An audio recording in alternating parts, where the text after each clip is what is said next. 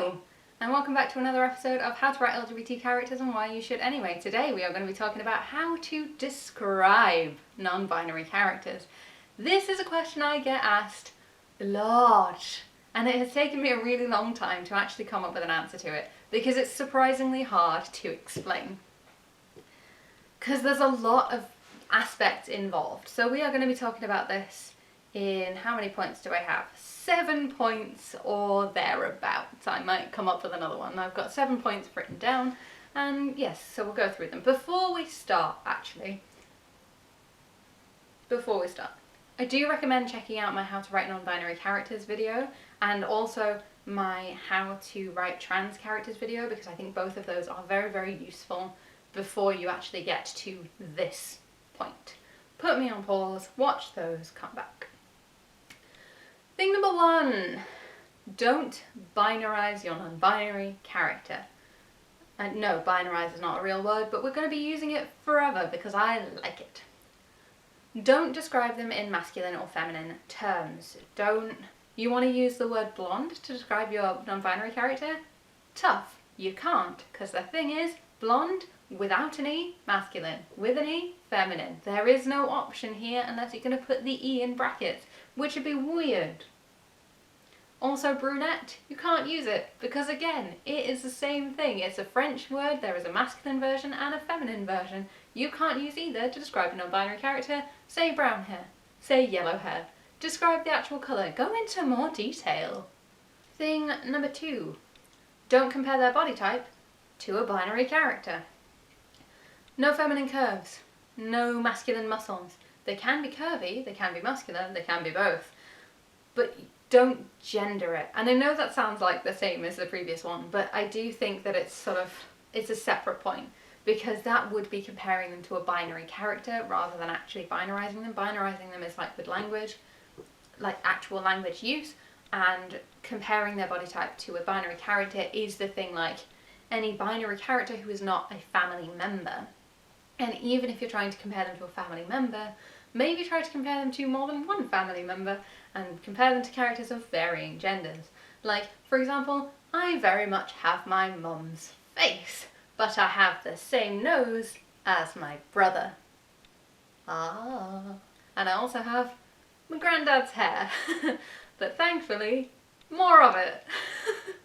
These things are all true, and it's a nice little balance of different families' characteristics. 3. Consider the terms you're using for your binary characters and whether those complement or contradict what you're trying to use for your non-binary characters. What do I mean? If you're saying feminine curves about any character and you're using the word curves to describe your non-binary character, you might want to reconsider that. It is actually quite useful though, because it lets you sort of investigate how you're describing characters and whether you're falling into tropes and stuff, which is really fun. I think it's great, I think it's fun. It makes you a better writer having to consider all of this stuff for pretty much every character. Number 4, jumping off what I said in my How to Write Trans Characters video, be cautious about using the word breasts and other similar vocabulary, because some non-binary people do have breasts. Not this one, but some. And some non-binary people love their breasts. But it's maybe better to ignore them if you're not non-binary yourself. Just don't put it in there. Just leave it out. It's fine. 5. But what do non-binary people look like? Well, as I've said before, there are so many different ways to be non-binary. There are so many different presentations of non-binary people. Heck, I present differently here on YouTube to how I present in my day-to-day life, to how I present at work or at college or at my in-laws' house or whatever. Ultimately we all present ourselves differently in different situations. I imagine most people don't wear their workwear when they're going out with friends or when they're lounging around the house, and you wouldn't wear your pajamas to the bus stop. These are normal things. Maybe you would, maybe you're bolder than I am. But if you're really worried that you don't know how to envision your non-binary character, look them up. Look up non-binary people. Search non-binary fashion on Instagram, Tumblr, Pinterest, whatever search engine you prefer. See what pops up.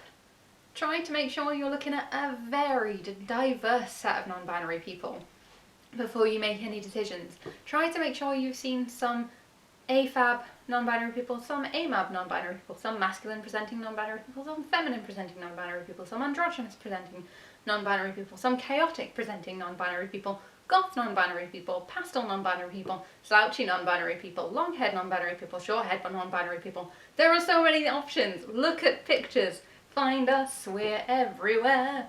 And if you're worried, 6.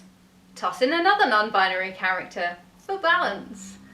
Make them different from your first or main non-binary character, you know, for diversity. Because there are so many ways to be non-binary and so many potential presentations. I mean, I just listed a bunch and that's not even all of them. And you can solve a lot of issues by just including another one. And that's not just for non-binary people, that's pretty much any minority that you want to represent. If you include more than one and make them different from each other, you've pretty much guaranteed that you're minimising any harm you've done by accident. Any of your oversights will probably be like eased out. Any of your like, ooh, is that okay, will be eased out if you don't do that for a different one. Number 7. Don't decide on their assigned gender at birth. Right, I've said AFAB and whatever. So what's an AGAB? What is an assigned gender at birth? An assigned gender at birth is basically when you are born, doctor looks down at your junk and goes, well that looks like a insert genitalia here, and therefore I think we should decide this person is a insert gender here. So assigned female at birth, AFAB, AFAB, assigned female at birth is someone who has a vagina or had a vagina when they were born. So it doesn't have to stick around. Assigned male at birth, AMAB, AMAB, is someone who was born with a penis. That's it, that's how it works. So, now that you know what an assigned gender at birth is, and I've said genitalia names, which is just something I do not enjoy, why should you not give them an assigned gender at birth? What's wrong with doing that? I mean, everybody gets assigned a gender at birth. I mean, intersex people exist, but usually they get assigned a gender at birth anyway. So why should you not just decide your non-binary character's assigned gender at birth? Well, for this I have some sub-points. Here is a list of reasons you probably shouldn't decide on an assigned gender at birth. Because it puts you at risk of A, using the wrong pronouns by accident, which I have done more than once, and I'm non-binary. It's a risk. Be very careful. B, you might have a set image of what body type your non-binary character has purely based on their assigned gender at birth, and that doesn't necessarily have to match up. It doesn't necessarily have to be true. It doesn't necessarily have to fit with that. It is very much a stereotype to expect that all assigned female at birth bodies will look the same, or all assigned male at birth bodies will look the same. And that's especially relevant if your non-binary character is able to access anything like hormones or surgeries, whether they be like real life ones or fantastical ones or somewhere in between those. And like ultimately bodies are pretty diverse in general. People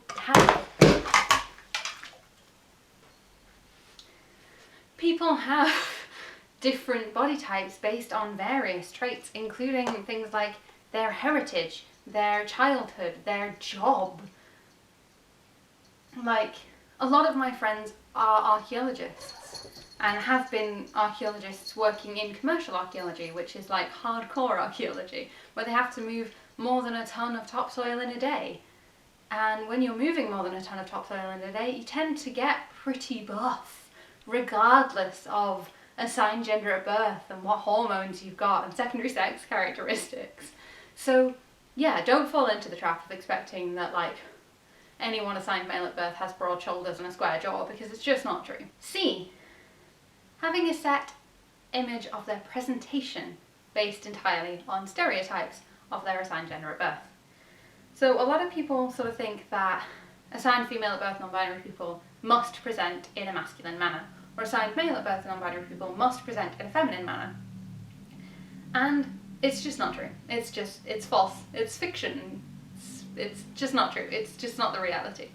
Like, while AFAB non-binary people can present in a masculine fashion and AMAB non-binary people can present in a feminine fashion, it's not a rule, and it's not something you should sort of rely on, and it's not something you should be perpetuating.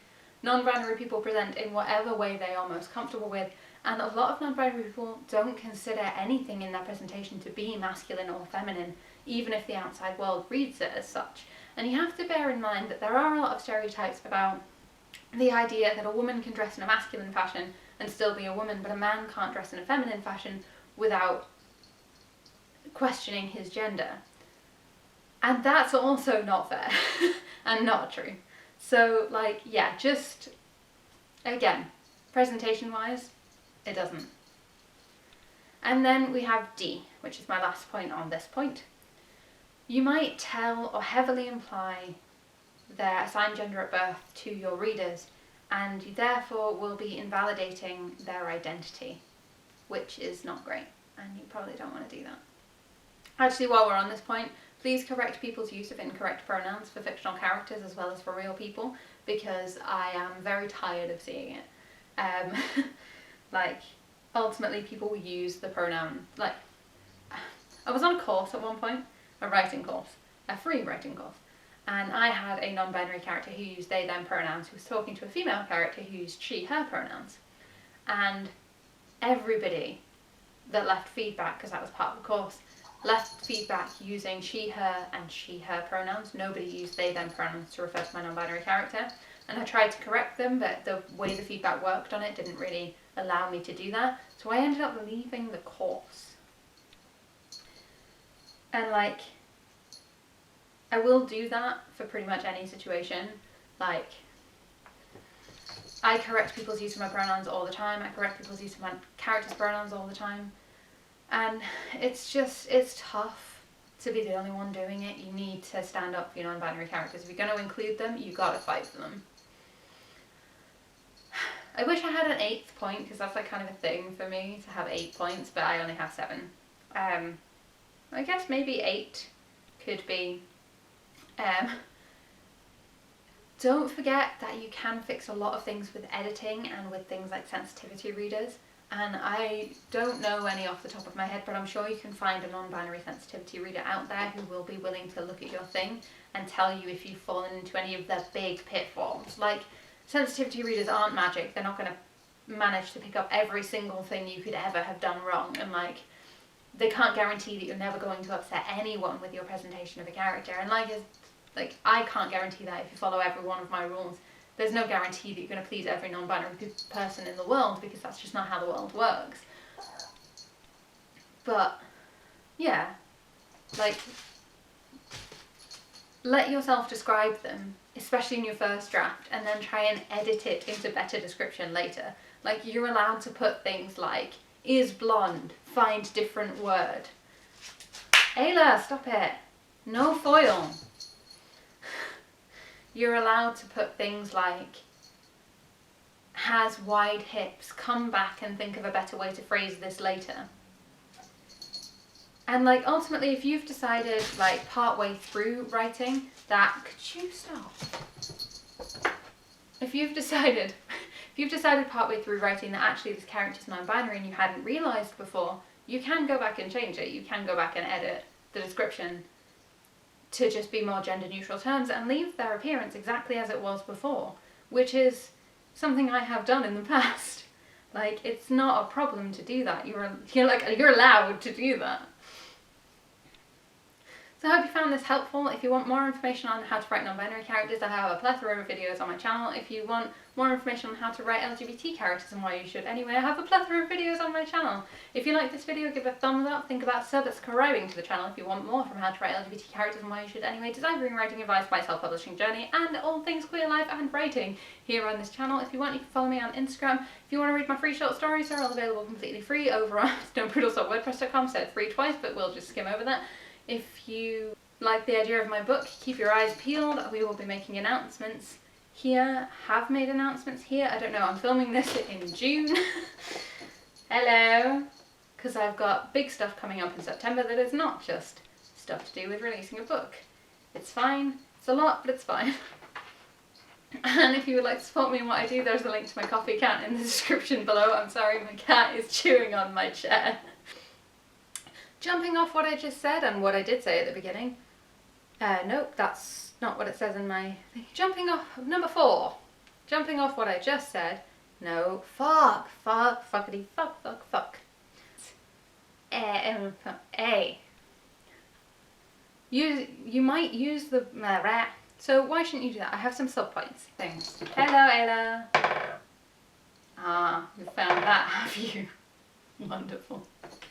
Not even attempting to pretend I'm not batch filming these. I literally still have the same cup of tea as I had in the last one.